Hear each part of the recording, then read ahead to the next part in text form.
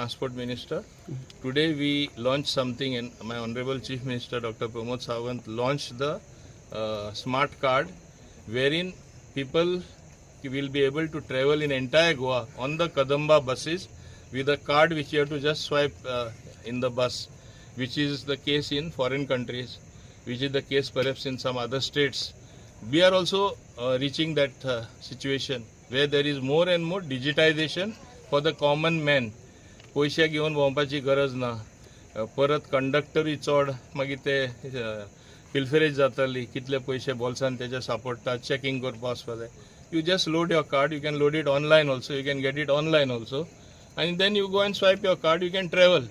And we want to improve the condition of our buses as well.